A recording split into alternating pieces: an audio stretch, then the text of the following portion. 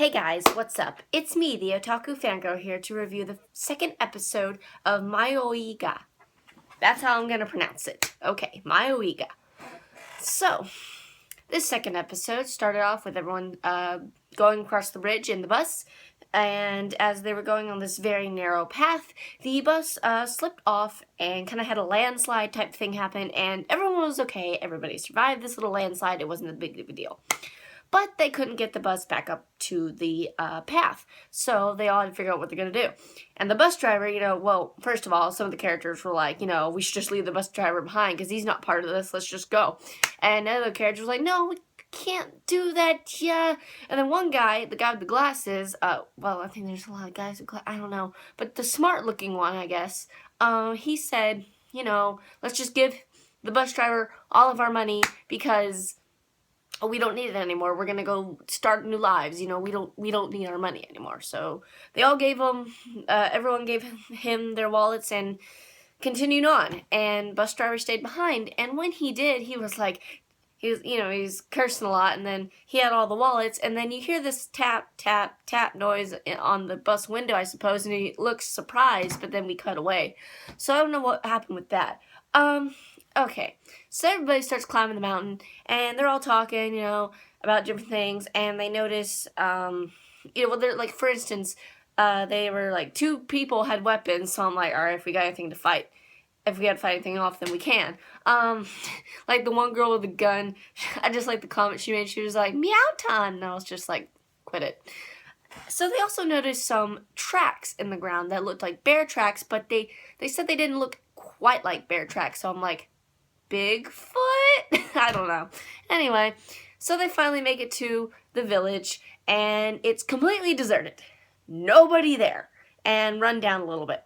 This is the interesting thing, though. The outside of the building, some of them look run down, but the inside of the building, some of them look pretty well kept. They look okay. Like, I don't know, it's very weird. And they all deduce that basically nobody's been living here for an entire year. According to a girl who, looked at dust and was like, this has been abandoned for a year. So they all decide to split up into little small groups and just kind of explore the village. And Koharun, goes to, confirm, I guess she's going to go see, is this really Nanaki Village, which I'm assuming it is. So everyone gets into their little groups. Mitsumune wanted to get with Masaki, but the two other girls, I don't remember their names, but the girls who kind of are, well, for a looser term, sluts in a way, they, were like, come on, let's go, Mitsumune, and stuff, and I'm just like, please stop. Also, there was a point when they were walking up the mountain where the two lovers were doing a bunch of PDAs, and I'm like, ugh, stop, that's so annoying. Anyway, Mitsumune goes off with the two girls, and one of the girls leaves him and her alone, and turns out, she kind of wanted to get with him, because apparently he looks like some Kaya Mai-san. She mentioned some dude's name, I guess. I don't know. And as she was going to storm off, the bush moves, and it turns out the bus driver's back. Meanwhile, with Masaki's group, she's with, I don't know exactly who she was, but she was with some people, two glasses girls, I remember that, and yeah. Also with that, I don't want to call him a black dude, but he kind of is. Yeah. But he and his friend are kind of looking to have a good time with the girls, and I'm like, oh no.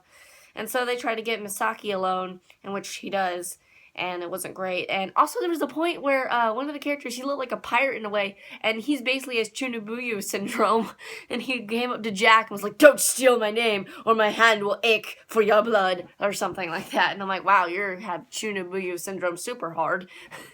Oh gosh, but anyway.